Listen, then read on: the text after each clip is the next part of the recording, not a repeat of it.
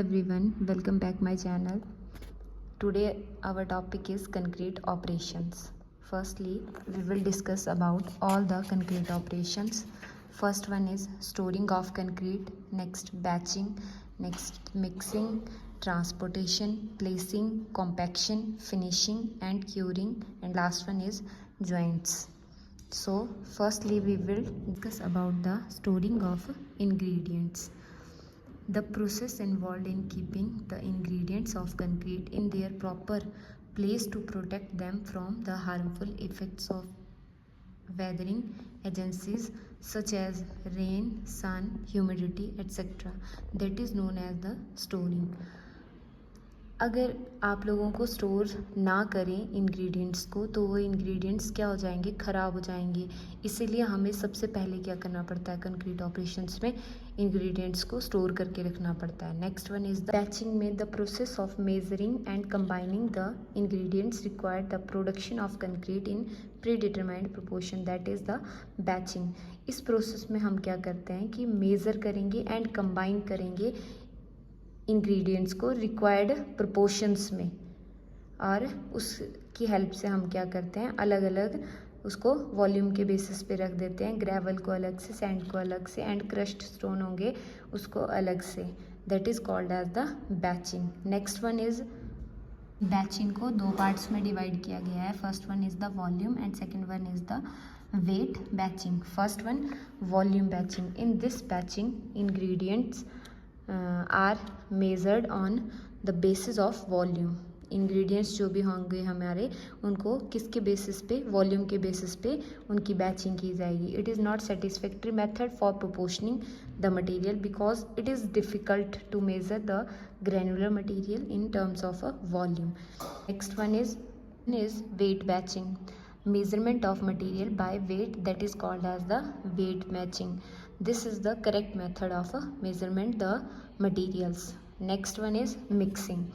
The process of mixing various ingredients of concrete is in a specified proportions like a cement, sand, aggregate, that is called as the mixing. जो भी आप लोगों ने materials पहले batching की हुई थे उनको अब क्या करेंगे, आपस में आप लोग मिक्स कर देंगे. उस प्रोसेस को बोलेंगे हम लोग mixing. The strength and quality of concrete can be achieved by proper mixing.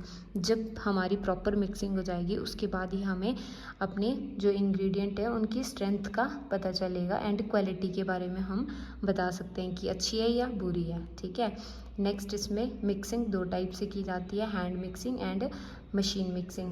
With in the hand जो की जाएगी उसको आप हैंड मिक्सिंग बोलेंगे, एंड मशीन में जो आप लोग मशीन में मिक्स करते हैं इंग्रेडिएंट्स उसको आप लोग क्या बोलेंगे, मशीन मिक्सिंग बोलेंगे. नेक्स्ट है transportation. The process of carrying the concrete mix from the place of mixing to the point where it is placed, that is called as the transportation of concrete. जहाँ पे आप लेके जाएंगे material को और जिस स्थान से लेके जा रहे हैं उसकी प्रोसेस को आपस में क्या बोलेंगे, ट्रांसपोर्टेशन मिक्सिंग. तो ये दो टाइप से की जाती है, व्हील बोरोस या ट्रांजिट मिक्सर्स. दैट ये इसके पार्ट्स हैं. Next one placing of concrete. The process of deposition concrete is in its required position or final position, that is called as the placing. Next one है compaction. The process of removing the entrapped air and achieving maximum density, that is called as the compaction.